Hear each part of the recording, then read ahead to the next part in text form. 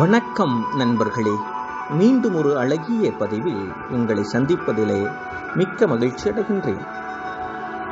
ஒரு அருமையான சிந்தனை கதையை பார்க்கலாம் வாருங்கள்.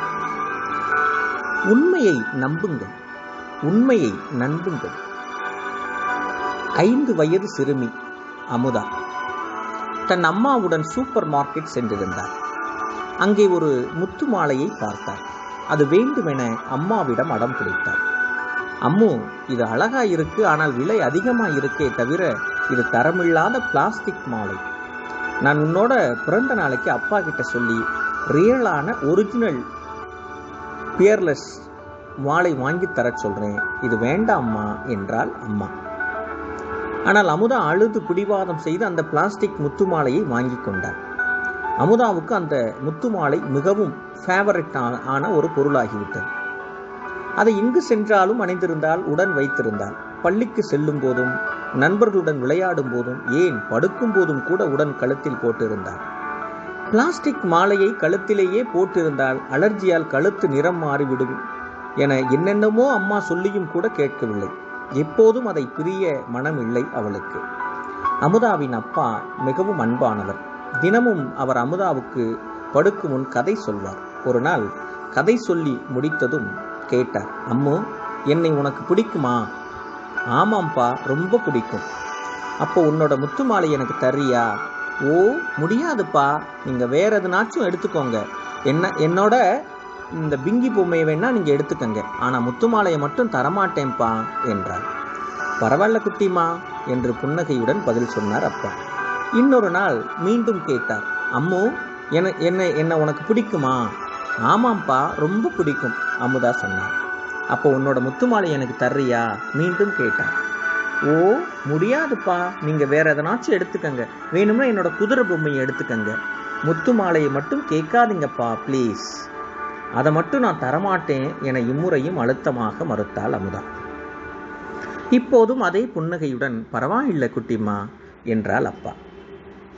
சில நாட்களுக்கு பிறகு ஒரு நாள் அப்பா இரவு கதை சொல்ல வந்தபோது அமுதா ஒரு தயக்கத்துடன் இந்தாங்கப்பா என சொல்லிக்கொண்டே ஒரு சிறிய பெட்டியை திறந்து அதிலிருந்த அவளின் விருப்பமான முத்துமாலை எடுத்து அப்பாவின் கைகளில் தந்தார். அது பழசாகியும் சில முத்துக்கள் உடைந்தும் போயிருந்தன. அதை ஒரு கையில் வாங்கி கொண்ட அப்பா மறு கையில் தன் பாக்கெட்டிலிருந்து ஒரு நீல வெல்வெட் பெட்டியை எடுத்தார். அதில் உண்மையான முத்துக்களாலான ஒரு அழகிய முத்துமாலை இருந்தது. அவர் அதை தன்னுடன் எப்போதும் வைத்திருந்தார். அமுதா தன் மலிவான மாலையை தருவதற்காக காத்திருந்தார். அவர் அதை தந்தவுடன் அந்த உண்மையான மாலையை அமுதாவுக்கு கொடுத்தார். இதை உனக்கு தருவதற்காகத்தாண்டா அம்மு நான் தினமும் அந்த பிளாஸ்டிக் மாலையை கேட்டேன் என்றார் அப்பா. இந்த தகப்பன் யாரும் இல்லை, நம் எல்லோருக்கும் தந்தையான இறைவன். அந்த குழந்தைதான் நாம். ஆம், இதுபோலத்தான் நாமும் நம் வாழ்க்கையில் சில மலிவான விஷயங்களை கெட்டியாக பிடித்து கொண்டு கைவிடுவதற்கு தயாராக இல்லை. இது மாதிரியான போலியான விஷயங்களை கைவிட்டால் இறைவன் உண்மையாக ஒன்றை உங்களுக்கு பரிசளிப்பான்.